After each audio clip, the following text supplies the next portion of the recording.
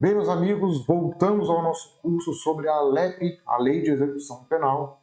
Vamos agora para a segunda parte da aula que trata sobre a classificação na execução penal.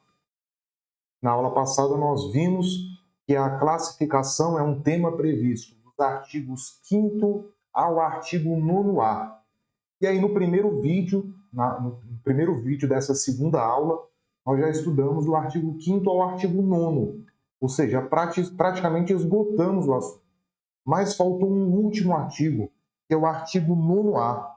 Pessoal, o artigo 9º-A da LEP trata sobre a identificação do perfil genético. Então, esse é o tema do artigo 9º-A. É o único artigo que nós ainda não estudamos em relação ao capítulo que trata da classificação na LEP, tá bom? Para que você entenda, então, olha lá, classificação é o tema que nós vimos no vídeo passado e neste vídeo. A classificação é prevista dos artigos 5º-A, 9º-A. Já estudamos na aula passada, então, dos artigos 5º ao artigo 9º.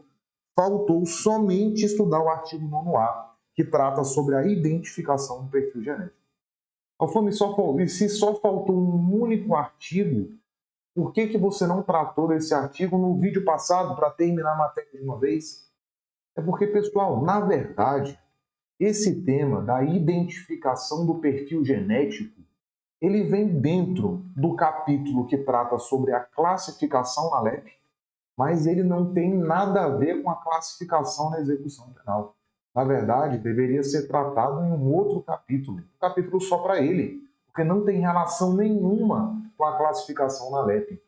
Talvez a única relação é que os presos que são submetidos à identificação do perfil genético são submetidos a esse procedimento também no início da execução penal, assim como no procedimento da classificação. Nós vimos todo condenado, todo preso provisório, toda pessoa sujeita a uma medida de segurança é submetida à classificação no início do cumprimento da pena. Mas essa é a única relação. Porque a classificação é uma coisa e a identificação do perfil genético é outra. Beleza? Mas veremos isso aqui com calma ao longo desse nosso vídeo. Vai ser um pouco mais curto que os demais. Vamos lá? Então aparece aí para você, no seu caderno, lá dentro. Por que aqui é 2, pessoal? Porque é a continuação do vídeo passado, tá? Então o tópico de número 1 foi da classificação, tópico de número 2, da identificação do perfil genético. Pessoal, a identificação do perfil genético foi inserida na LEP no ano de 2012. Em 2012, a LEP foi alterada pela Lei 2.654, que inseriu o artigo 9º-A. Inseriu nesse artigo a figura da identificação do perfil genético. A redação aqui do artigo 9º-A ficou sendo a mesma, de 2012 até 2019. Em 2019, a redação foi alterada pelo pacote anticrime, Lei 13.964. Ou seja, o que nós vamos estudar agora, pessoal, é a identificação do perfil genético na execução penal, alterada pelo pacote anticrime, a Lei 13.964 de 2019, que alterou praticamente todo o processo penal. Beleza?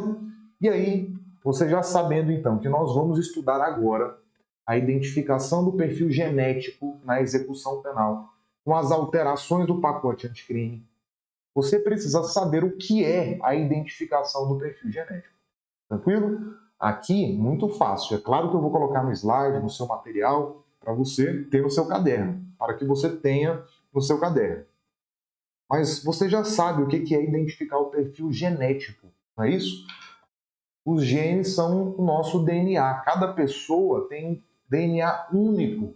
Então, eu consigo, tendo o DNA de uma pessoa, saber se ela praticou ou não aquele crime, se houver uma amostra de DNA na cena do crime, para que eu possa comparar essas duas amostras de DNA. Tá bom? Então, olha lá. A identificação do perfil genético nada mais é do que a extração do DNA, ácido desoxirribonucleico do preso, por técnica adequada e indolor, e armazenamento do seu perfil genético em um banco de dados sigiloso da administração pública. Então funciona assim. O preso, quando ele ingressa no sistema prisional, alguns, veremos quais são esses presos, são submetidos à extração do DNA. Pode ser por meio da coleta da saliva, tá bom? Não é todo preso, veremos quais são os presos. Mas alguns são submetidos à identificação do perfil genético. Então o DNA dele é extraído e o seu perfil genético analisado é inserido em um banco de dados sigiloso da administração pública. E aí vem a pergunta da sua prova. Qual é a finalidade da identificação do perfil genético? Por que a administração, por que o Estado quer ter o perfil genético de alguns presos em um banco de dados sigiloso, acessível em alguns casos? Muito fácil. Para o caso de, se essas pessoas voltarem a praticar crimes, quando forem soltas, quando forem colocadas em liberdade, para que seja possível coletar material genético na cena do crime e comparar com a base de dados de material genético que o Estado vai possuir. Ou, para o caso de um crime estar sendo investigado, para se verificar se esse preso tem relação com outro crime que ainda não tinha sido esclarecido. Vamos pensar, por exemplo, um estupro. O cidadão é condenado por estupro hoje. Ele praticou um estupro em Goiânia, foi preso em flagrante pela Polícia Militar. E aí o delegado pergunta para ele: você já praticou algum outro estupro? Ele fala que não. Se houver o perfil genético desse investigado armazenado, é possível que o delegado verifique em outros crimes de estupro que tiveram materiais genéticos do autor coletados, se esse perfil genético é coincidente com aquele indivíduo que é suspeito ou investigado de estupro. Tá bom? Então a finalidade da identificação do perfil genético dos presos é auxiliar uma investigação em curso ou uma futura investigação. Tá bom? Então, coloque isso aí no seu material. A finalidade é a de auxiliar em uma investigação em curso ou para uma futura investigação. Então, para que serve a identificação do perfil genético do preso? A finalidade é a de servir para uma investigação criminal em curso ou futura. Beleza? Aqui só uma atenção. O banco de dados serve, então, para que a polícia, o delegado de polícia, possa pedir a comparação do perfil genético desse preso suspeito com o perfil genético encontrado na cena do crime. Então serve só para isso. É só para isso que o Estado quer ter o perfil genético de um condenado armazenado em um banco de dados da administração pública. Mas aí vem a pergunta: o delegado pode ter acesso a esse banco de dados sem autorização judicial? Não, tá bom? Como é algo ligado à intimidade das pessoas, diz a LEP que o delegado de polícia apenas pode ter acesso ao banco de dados de perfil genéticos no curso de um inquérito mediante autorização judicial, tá bom? Então o delegado só pode ter acesso ao banco de dados de perfis genéticos mediante autorização judicial. Então, se eu estou investigando, por exemplo, um crime de estupro, instaurei um inquérito, a mulher chegou na delegacia e falou: olha, fui estuprada por um indivíduo que eu não conheço, tem mais ou menos 1,70 m, cor de pele tal, biotipo é esse aqui, tem os olhos desse jeito, a boca desse jeito, o nariz desse jeito, tá bom. E o delegado fala: olha, não tem testemunha, não tem câmera, você aceita coletar o material genético na sua região íntima para que a gente possa investigar? A mulher aceita. Então vai ao IML e é coletado o material genético nela. Claro que ela é submetida a outros procedimentos, né? Mas enfim, na parte da investigação é isso, é coletado o material genético dela. Esperma lá no órgão genital dessa mulher. O que acontece? O delegado ele pode então enviar esse material genético coletado para comparação com um banco de dados de perfil genético? Pode, se o juiz autorizar, tá bom? Se o juiz autorizar, o delegado pode. Se o juiz não autorizar, o delegado não terá acesso. Tranquilo? Vamos seguir? Em quais hipóteses pode ser feita a identificação do perfil genético na execução penal? Pessoal, como eu falei, não é qualquer preso que pode ter o seu DNA coletado, o seu perfil genético identificado. Quais são os presos que podem? Olha lá. Primeiro, condenado por crime doloso praticado com violência grave contra a pessoa. E segundo, condenado por crime contra a vida, crime contra a liberdade sexual ou por crime sexual contra vulnerável. Tranquilo? Então são 3 casos, né? Aliás, 4 casos, perdão. Primeiro caso,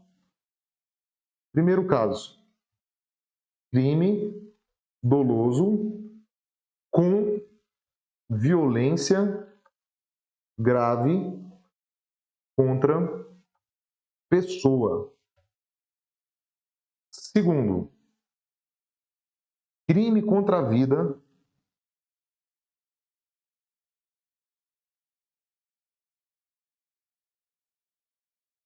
terceiro, crime contra a liberdade sexual ou crime sexual contra vulnerável. Beleza? Então, só é possível a identificação do perfil genético por condenado por uma dessas 4 hipóteses.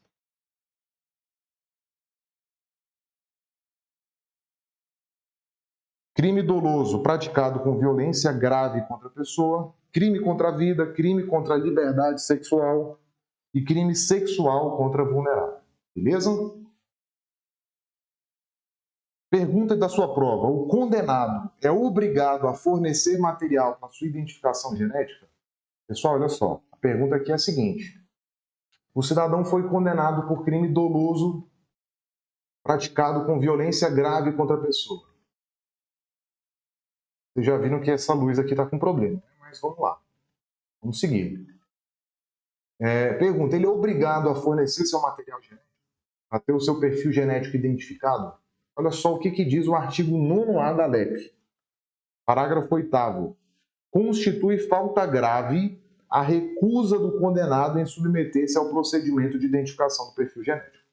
Ou seja, se a LEP diz que o preso que não fornecer o seu material genético estará praticando uma falta grave, um ilícito disciplinar de natureza grave, que vai impedir, por exemplo, que ele tenha direito à progressão de regime e a outros benefícios prisionais, então é certo que, pela lei de execução penal, o condenado é obrigado sim a fornecer material genético para a sua identificação. Tá bom? Agora, mesmo diante desse artigo, nós temos 2 correntes. O professor Renato Brasileiro de Lima entende que esse artigo é inconstitucional, porque como a finalidade da identificação do perfil genético é contribuir para uma futura investigação criminal, obrigar o preso a fornecer material genético é obrigá-lo a produzir provas contra si mesmo. Então existe essa corrente na doutrina, mas não é a corrente que você leva para a sua prova. Na sua prova, o que você leva é a segunda corrente, do professor Norberto Avena, que diz que o condenado é sim obrigado a fornecer material para identificação do seu perfil genético, porque o artigo 9º-A da LEP assim determina. Essa é a corrente que nós recomendamos para a prova de concurso. Então, o que você leva para a prova do seu concurso? Prova objetiva? Não tenha dúvida. O preso é obrigado a fornecer material para a identificação do seu perfil genético. Se ele não fornecer, ele está praticando falta grave. Terá as consequências da falta grave. Não poderá progredir de regime, a interrupção do prazo para a progressão de regime, perda de até 1/3 dos dias remidos da sua pena, pelo trabalho, pelo estudo, e outras consequências que veremos adiante. Então, o que você leva para uma prova objetiva é isso. O preso é obrigado a fornecer o material para identificação do seu perfil genético, sob pena de, não fazendo, praticar falta grave. Tranquilo? Agora, pessoal, olha só. Para ser bem objetivo, já expliquei aqui para vocês o que cai em prova. É importante que você faça a leitura do artigo 9º-A da LEP. Vamos ler juntos aqui para dar o estudo por encerrado. Primeiro, artigo 9º-A caput. O condenado por crime doloso praticado com violência grave contra a pessoa. Primeira hipótese. Por crime contra a vida. Segunda hipótese. crime contra a liberdade sexual, terceira hipótese, ou por crime sexual contra vulnerável, quarta hipótese. Esses 4 condenados aqui serão submetidos obrigatoriamente, olha lá, obrigatoriamente, à identificação do perfil genético, mediante extração de DNA por técnica adequada e indolor, por ocasião do ingresso no estabelecimento prisional. Parágrafo 1º-A, Parágrafo 1º-A. A regulamentação deverá fazer constar garantias mínimas de proteção de dados genéticos, observando as melhores práticas da genética forense. Até aqui, nada de novo, esse artigo meio óbvio, né? Parágrafo 2º. A autoridade policial, federal ou estadual, ou seja, o delegado de Polícia Federal, o delegado de Polícia Civil, poderá requerer ao juiz competente, no caso de inquérito instaurado, o acesso ao banco de dados de identificação do perfil genético. Então, veja, como eu falei, o delegado só pode ter acesso ao banco de dados de identificação de perfil genético mediante autorização judicial. Parágrafo 3º. Deve ser viabilizado ao titular de dados genéticos o acesso aos seus dados constantes nos bancos de perfis genéticos. Então, o titular dos dados tem direito de acesso a eles, os bancos de dados de perfil genético, bem como a todos os documentos da cadeia de custódia que gerou esse dado, de maneira que possa ser contraditado pela defesa. Então, a prova aqui de que a identificação do perfil genético é utilizada em outras investigações criminais contra aquele condenado. Parágrafo 4º. O condenado pelos crimes previstos no caput desse artigo que não tiver sido submetido à identificação do perfil genético por ocasião do ingresso no estabelecimento prisional deverá ser submetido ao procedimento durante o cumprimento da pena. Parágrafo 5º. A amostra biológica coletada só poderá ser utilizada para o único e exclusivo fim de permitir a identificação pelo perfil genético, não estando, olha lá, não estando autorizadas as práticas de fenotipagem genética ou de busca familiar. Fenotipagem é análise de fenótipo, saber quantos dos indivíduos condenados são negros, quantos são brancos, quantos são pardos. Para isso não serve a identificação do perfil genético na execução penal. A finalidade é só permitir a identificação pelo perfil genético em outras investigações criminais, em curso ou futuras. Parágrafo 6º. Uma vez identificado o perfil genético, a amostra biológica recolhida deverá ser correta e imediatamente descartada, de maneira a impedir a sua utilização para qualquer outro fim. Pessoal, aqui fiquem atentos. Por quê? Como é que esse artigo pode ser cobrado em prova? Pode ser cobrado assim, olha, uma vez identificado o perfil genético, a amostra biológica recolhida ficará armazenada em repartição competente da administração pública. Errado. A amostra biológica deverá ser correta e imediatamente descartada. Então é uma coisa que as questões, se cobrarem, cobram unicamente letra de lei. É importante que você faça a leitura da letra da lei, mas nós estamos fazendo junto aqui para garantir que tudo que vai cair na sua prova esteja no nosso curso, tá bom? Parágrafo 7º diz o seguinte: a coleta de amostra biológica e a elaboração do respectivo laudo serão realizadas por perito oficial. Então, pessoal, quem é que faz a identificação do perfil genético do condenado? Um perito oficial, tá bom? Basta um perito oficial. E por último, já estudamos aqui, mas vamos ler a letra de lei. Constitui falta grave a recusa do condenado em submeter-se ao procedimento de identificação do perfil genético. Pessoal, finalizamos então aqui o estudo do capítulo que trata sobre a classificação na execução penal. Vimos no primeiro vídeo a classificação, uma aula extremamente pausada, completa, objetiva, para que você entendesse o que era a classificação. Quanto à identificação do perfil genético, outra coisa, não é mais classificação. Quanto à identificação do perfil genético, fizemos um estudo mais rápido, mais voltado para a letra da lei, porque aqui o que vai cair na sua prova é a letra de lei. Então, meu objetivo é ser o mais direto possível com vocês, tá bom? Espero que tenha sido útil, espero que tenham gostado.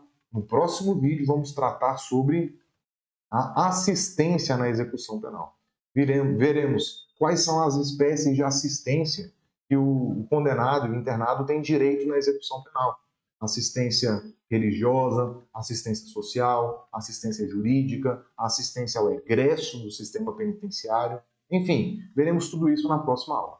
Estamos juntos, vamos nessa, um grande abraço e até a próxima.